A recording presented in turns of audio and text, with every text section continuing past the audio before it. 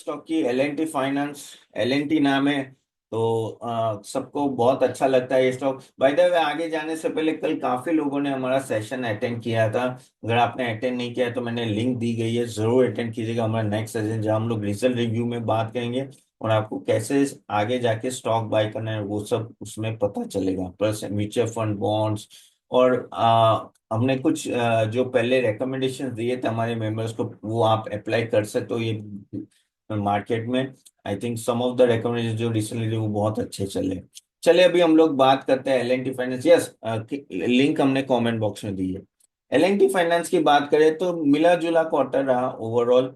और आज लेकिन डाउन है 4%। और एल एन टी फाइनेंस भी एक ऐसा स्टॉक है ना जो हमेशा, यानी कह सकते हैं कि because of name of L N T everyone think it will give a great return, और 3 साल से दिया है 20-25% रिटर्न दिया है, लेकिन एक्सपेक्टेशन काफी उससे के साथ है। इस बार भी पॉजिटिव रिटर्न है 5%, इस साल में भी वो अप है। ओवरऑल अगर मैं बात करूं तो आर ओ ए 2.37 है, तो अच्छा खासा आर ओ है। अगर हम लोग रिजल्ट की भी बात करें तो रिजल्ट का अगर देखें तो पैट 1% से ग्रो हुआ है क्वार्टर ऑन क्वार्टर, 14% से 15% से ईयर ऑन ईयर ग्रोथ हुआ है। सो ठीक ठाक है। इनका मेन रिटेल लोन में बेसिकली 97% रिटेल लोन है, तो वहां इनको फायदा हो रहा है। यहाँ क्या होता है कि नेट एनपी इसके वजह से कम रहता है, तो ओवरऑल 0.97 ही है, तो वो बेटर है। एयूएम 19% से गिरा है, और इस बार का जो उनका पैट है हाईएस्ट एवर 636 करोड़ है, which is quite good. Year on year 15%, 14% से बढ़ा, सो दैट इज गुड। तो प्रॉब्लम क्या है इसमें? प्रॉब्लम कुछ ही है कि रूरल डिसबर्समेंट काफी हो रहा है 11% से, वहां थोड़ा केयरफुल रहने की जरूरत है।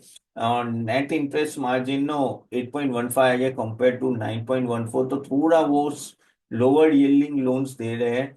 और रेशियोज आरओई मॉडेस्ट है 10%, जबकि बाकी सब बैंक्स के काफी, बाकी सब एनबीएफसी के काफी अच्छे होते हैं।